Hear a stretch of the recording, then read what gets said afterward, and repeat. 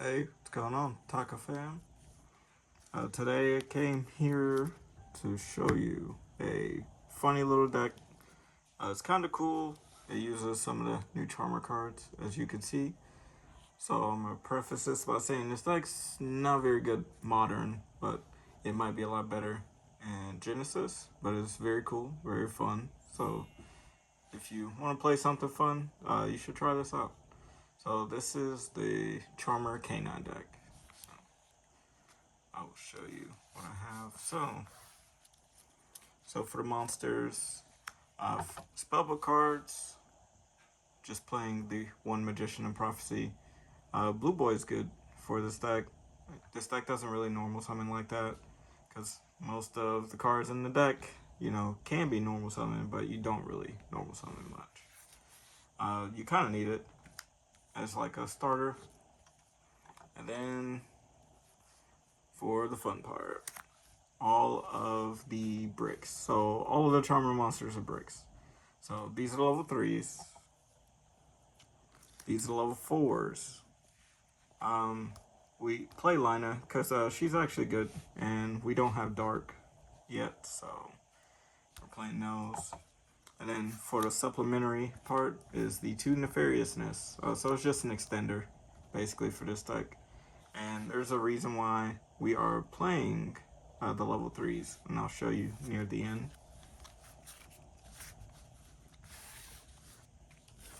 And then for the level 5s, these are probably the best part of the deck. Yes, they are bricks, but they all serve their purposes. And the Nefariousness, you need this for a lot of the cool little combos. It's actually good. I can explain what they do, like closer toward the end, but you do need them. And then for the Canine package, so we're playing smaller Canine package. So we play 3 Izuna because this is probably the best one that you can play. This comes up a lot because your opponent's going to hand trap you. And this deck is very weak to Fua, unfortunately. But you still need to play it. Jokul, because this card's going to 1. So may as well play the 1. And then Loopy Lupus. This is my favorite Canine monster. And you can use it during their turn to Exceed Summon. Probably won't come up very much. But for the spells, so these are the best spells in your deck. Secrets and Grand Circle. So this card is just there to get this. You want to get to this as quick as possible. And as you can see, there's not too many ways you can get to it. And at the same time, this is the worst card in your deck because this is the Ash Magnet for you. But you still need to play because it's a fusion card and it searches cards. Then the last spellbook card is the 1 Knowledge. You use this for one of the combos. And it's not bad because it lets you draw 2. Then we have the 3 Spirit Charmers. This card's good for getting some of the engine pieces, but unfortunately it does not search the Grand Circle, which is kind of crazy that it does it. And then 1 Awakening, because you only really need 1. You can play more, but preferably 1 is fine because the deck already has a lot of bricks as is, and you can only normal summon once, so you may as well play it. Ichirin, it's a good field spell. You can search it. If you don't draw it, it's fine, but it's a negate, so sometimes you use this on your inboard. So it negates the first thing your opponent does, like monster-wise, if you have a spellcaster with 1500 defense, so, which is all the Charmers. And then 1 case, because 1, you only need 1, and 2 is going to be going to 1 anyway. And then Force Release. And then for the traps, we play the Possessed Partnership. So this is your pop and your interruption during your opponent's turn, and it could get you a draw with the Awakening. And then Unpossessed is good too, because it gives your guys 800, and if they were to die, you tag out into a different attribute. So it comes up, it's cool. For the extra deck, so we got the 3 new Charmer Fusion. This card's really cool. And I like the fact that you can use all the effects more than once per turn. Well, in that scenario when they're summoned. But other than that, it's just 1850. But for those who don't know, as you can see, whenever you fusion summon it, you could gain 800 attack. You could add a possessed spell or trap. You could return a card on the field to the hand, or you could special summon a spellcaster from your graveyard. And depending on the amount of attributes you use that are different, you get to stack which effects you use. But it's not like they chain on top of each other. So if you use 4 materials, you use whichever effects you want to use multiple times, but you have to resolve the first one first. So it's not like your opponent can interrupt the chain every time you do it. You're just resolving it at different points. It's pretty good. And then one of each of the Charmer Link 2s, because this is a Charmer deck. Each of them serve their own purpose, obviously, for their corresponding attributes, and you have a target for just about each one of them, except for Dark. I think you might have one, maybe, but, I mean, it's still good, because Dark monsters are more prevalent anyway. And then SP Little Knight, Generic Link 2, and Crowley. Crowley is good because it takes the 2 spellcasters, and it's pretty cool because it gives your spellcasters at a level 5 or higher. You could normal summon them once per turn without tributing, so it's like pseudo K9 monsters for the most part. But on summon, you take 3 spellbook cards that with different names. Your opponent randomly gives you one to your hand. So, and then it also has a little end clause right there. Yep. Cool. And then for the canines, so 2 Ripper, we have Jax and Werewolf. This is your canine package. You're probably not going to use all of them very often, but a lot of times I usually can do an end board with both Rippers on the field, which is cool. Just in case if your opponent has Droplet, they have to send multiple cards to stop both. Werewolf and Jax mainly is for force release, but if you're going second, you can make Jax the normal way.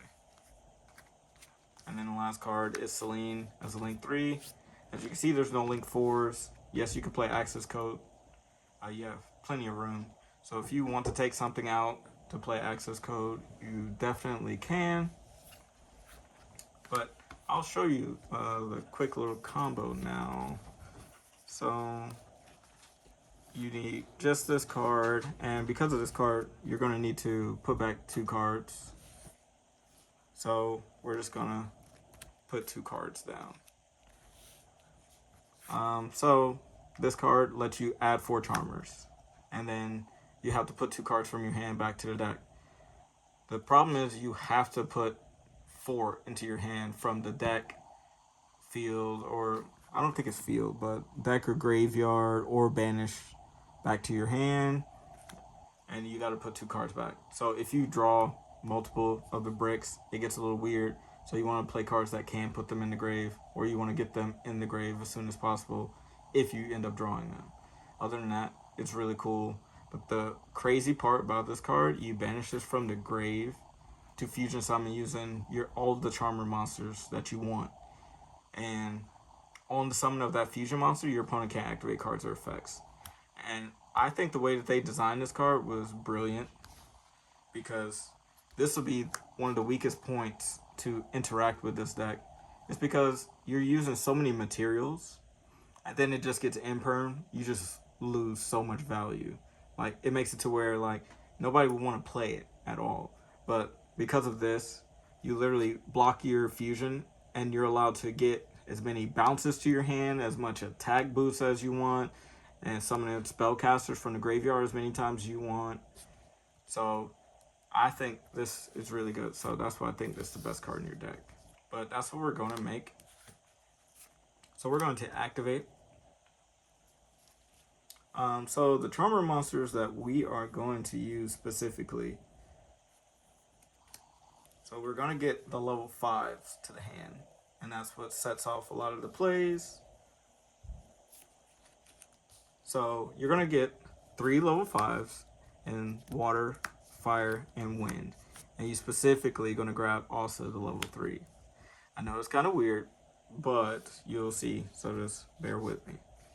And then these are in your hand now, and then you got to put 2 cards back. So those 2 cards we put down earlier, they're just back in the deck now. So this is your hand. Now that this is in the grave, you can banish it to fusion summon. So you're going to use your whole hand to summon the big charmer. So now what you'll do is you'll apply the effect one at a time. The effect that we're going to apply multiple times, since we're going first, is the Reborn. So this loses to Nib really hard, and it loses to Charmies.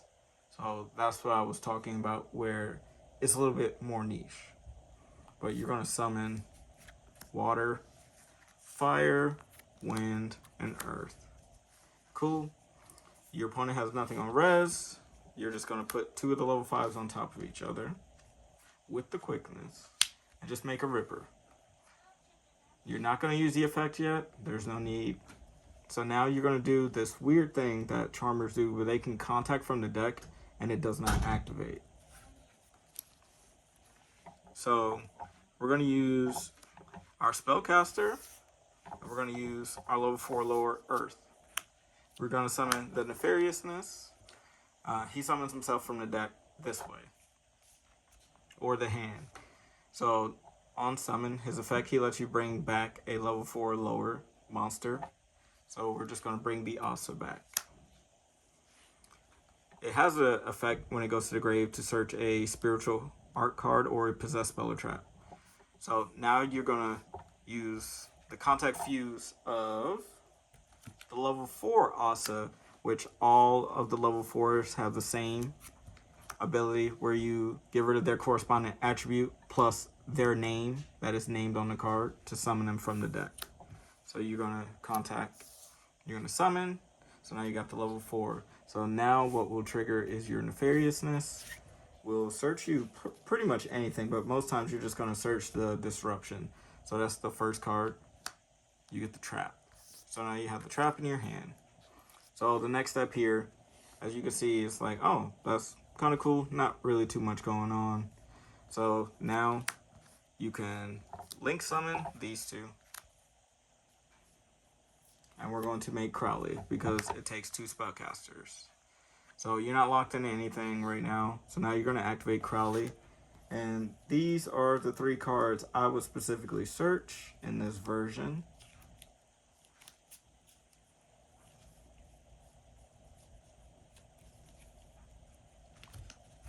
You will choose these randomly. So the reason why we choose these, because one, as you saw throughout the combo, we did not normal summon. So if we get the blue boy, it still gets you to the card you actually want, which is Secrets. So you're trying to get like follow-up or whatever else you need. So if you get Secrets off of this, then you're just going to grab the blue boy, and the blue boy can grab the other card. Instead of getting this card, you would probably try to grab a second copy of the Grand Circle. So that's pretty cool. And if you get this one, this is the worst one of the 3 to grab from this scenario, but you can still get a draw 2 by sending the Crowley. So it's not the worst. So those are the main targets. We're going to just leave them there. So you preferably want your normal summon, but if you get the Secrets or anything else, it's fine, because you're just fishing for follow-up. Now you're going to detach. It doesn't matter which one you get rid of. And you're going to search one of your K9 monsters. So as you saw from the deck that we are playing, because we had no other cards, we are searching Izuna. So just off of that little combo, you have Izuna to interrupt them on their turn. You have the Ripper. You have the Trap that lets you reborn and then pop, which I believe it can reborn this. It can reborn the fusion, but you won't get the effect because it's only if it's fusion summon.